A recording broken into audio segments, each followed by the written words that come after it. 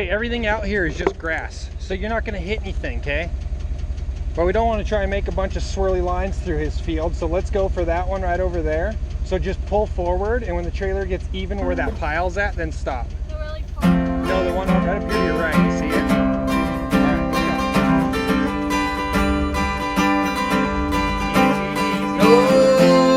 North country, we're living off the grid. North country, just like our grandpas did. Well, it's a well now, we don't get shy, but I got tough and soon to my wife. North Callie's 11. Okay, easy on the brake. Start pushing it in a little. Good. Nice brake job. Okay, go for it. Just a hair more. Okay, stop there. Okay, now put the shifter into park. Nice and slow. Keep going. There you go. Did you feel all that shifting going on? Okay. Good job, baby. All right, guys. So I wanted to sit and talk with you a minute and just kind of explain who we do business with, why we choose to do business with them, and why we choose the products that we choose. So as far as, you know, how we choose people, we don't necessarily support a farm or a business for what it is, that farm or that business. We support people. We support community. So with that, we support a farmer that we like, someone who kind of goes above and beyond, or someone who takes a little bit more care of their animals, or someone who just has the same values and principles that we carry as well. And you're going to see here in a minute, I was unable to film my grass guy. He didn't want to be on camera. People get a little nervous when you talk about YouTube and being on camera and stuff. You find out real quick who has warrants. Not really, but people just get nervous about it. So he didn't want to be filmed, but my grass guy,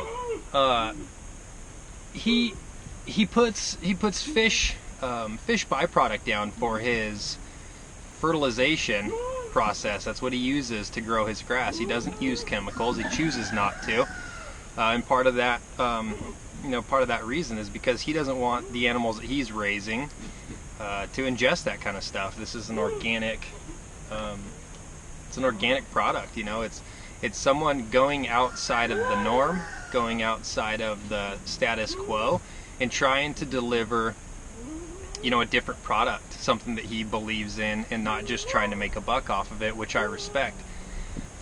Now, this grass cost me, I think it's an average of like $7 a bale. I can get grass for $4 a bale in these small bales. So I'm paying $3 more a bale to support someone that I choose to support. That's not great business. Saving $3 a bale saves me a bunch of money on my bottom line after feeding all of our animals, trying to make money selling animals. But it's what I choose to do. I choose to support someone that I feel should be supported. He's a smaller operation, which means, you know, he can't hide the costs in a larger amount of bulk, you know, grass. He doesn't have a huge operation going, so, you know, he will have to pass that cost on to the customer, and I'm willing to take that small hit to support him. Now, you guys are going to see as well the guy that I get my straw from, and we use the straw for bedding. We use the grass to feed. The animals will eat both, but that's how we split it up. And these straw bales only cost me $3, but you guys are going to see that.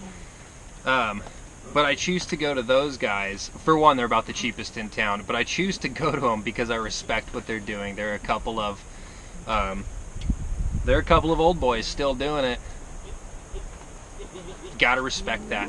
You know, they're in a business that is a dying breed, and as you guys will see, the farm fields that are out there are disappearing. I'm going to show you guys that here in a second.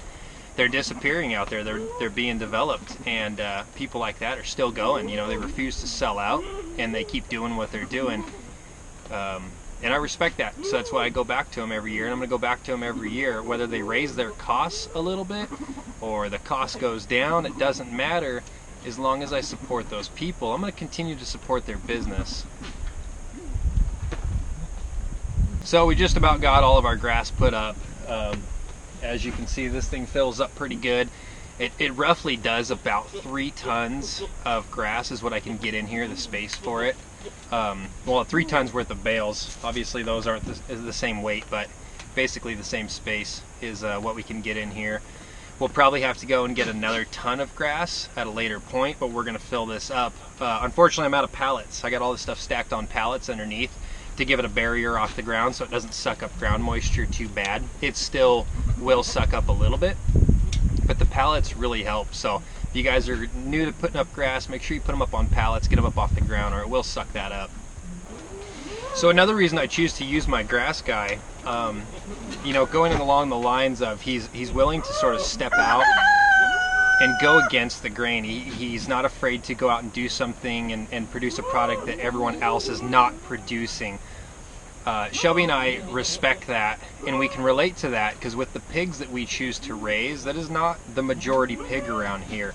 We have a big, there's a big farm 4-H community in this area, and 95% of the pigs you're going to see when you go to the fair here are going to be Berkshire, Yorkshire, Hampshire, or a cross of those 3, with a few intermixed kind of oddball breeds. Those people are choosing those pigs because those are the pigs that are used for those sorts of things. But that's, you know, that's a clientele and a business that we choose to not necessarily hit. The kids next year I think are going to do 4-H, but they're going to raise our pigs in 4-H. And we just choose to raise something different. We choose to just kind of stand out, and if that means we have to work a little harder to get our product sold, then we're going to do that. We're obviously not afraid of hard work. We're not afraid to step outside the norm. And so that's what we've going on. My grass guy does the same thing. He's actually he was telling me when we were loading up that he's gonna try a new grass next year. And he told me what it was, but it's a French name, and I forget what it is. And I'm not gonna butcher it, but I'll talk to you guys about it later.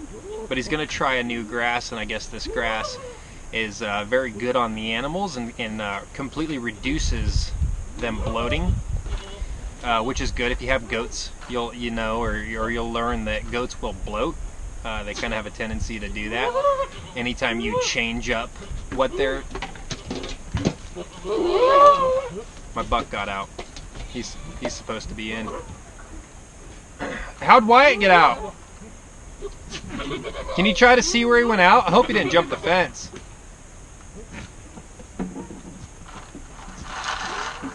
But anyway, he's trying this new grass, and you know, with goats bloating and us having goats, you know, we'll try something new with him and support him in his venture. He's going to try that, and you know, that kind of stuff is very risky, you know, to change up your product and go in a new direction that you believe is better, and then to try and sell people on it who are used to, you know, following their pattern year after year. You know, I get this grain and I buy this grass and this is what I do. You know, with farm people, they're very set in their ways.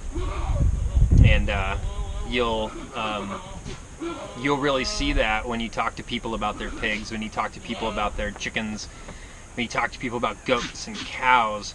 They're very set in their ways, they're very set in their opinions, and they don't seem to ever want to budge. And you got to just sort of, you know, just let them do their thing. Everyone has their own farm, it can do whatever they want, and that's the cool thing about it.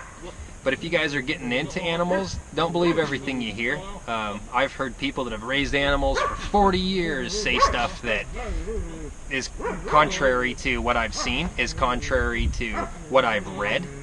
And it's just, I think it's just a pattern of being raised, hearing something, and then regurgitating it without giving it much thought or ever thinking outside the box. Hey, Cappy boy, what you doing?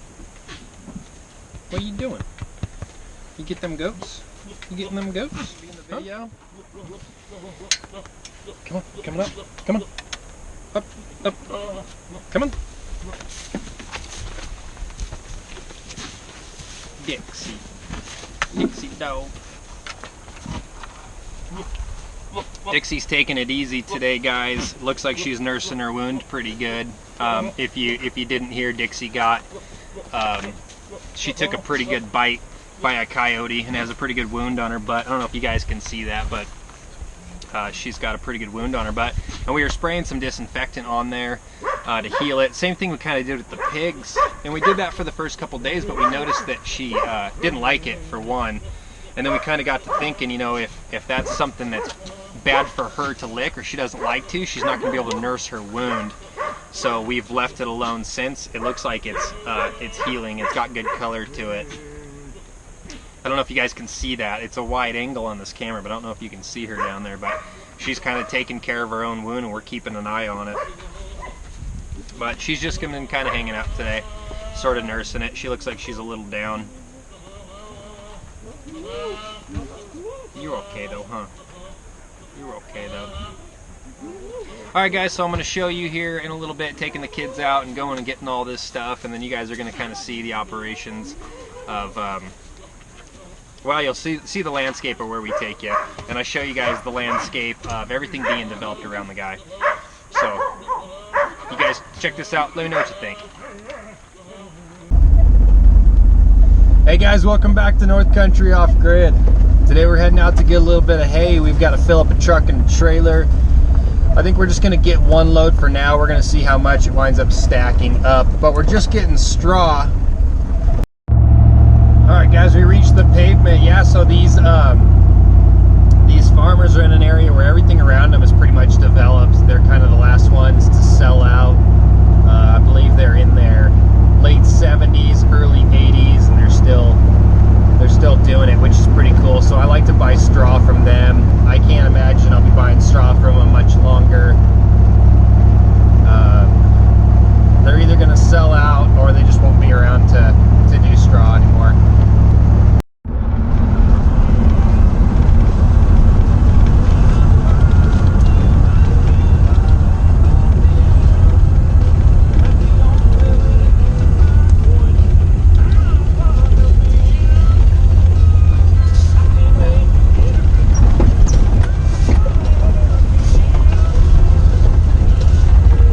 Turn this corner, you're going to be able to see all this development going on right next to these guys, and beyond them you can see an airport, you can see houses.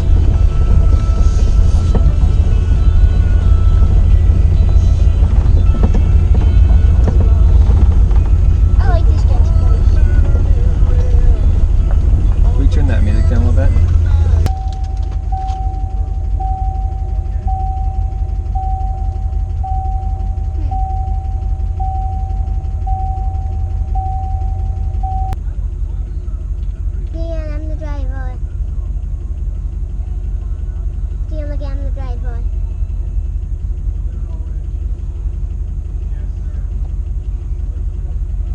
Thank you.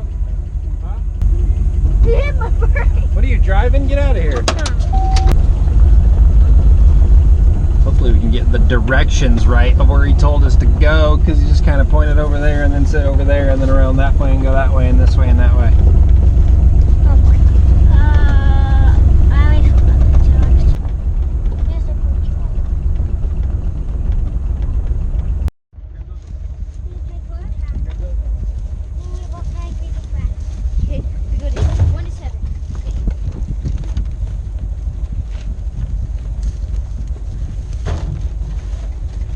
Just like that, put them to the back. You pull them, push them, whatever you gotta do.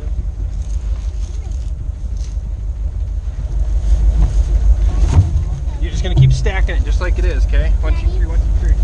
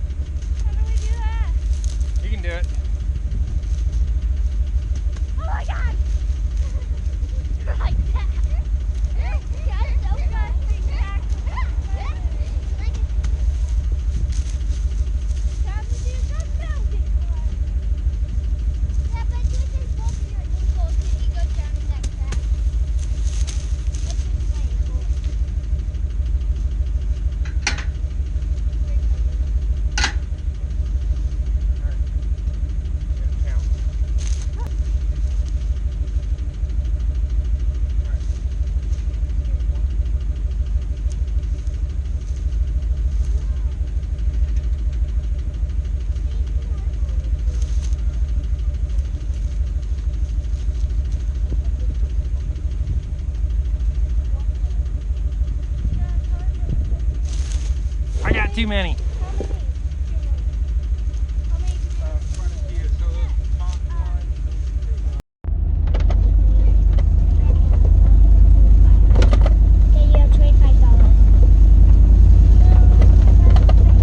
Alright guys, we wound up getting 37 bales for $111. We actually put on a lot more, and I lost count. I keep counting this thing. You guys probably saw I counted it over and over and over. As if you noticed, when I got out, I shook that farmer's hand. That is the way these things operate out here. I've come here and I've gotten grass before, or straw before, and he just said, "Hey, get what you need. Throw the money in the truck parked over there." So it's kind of nice to where you have this system of honesty and integrity still, where he trusts me to not rip him off, and I don't want to rip him off so bad that I count my pile multiple times, over and over and over. I'd hate to think that I accidentally snuck one out, so I must have counted it 8 times just to make sure. And you can see this construction over my shoulder. Big field right across from them as well is starting to get developed.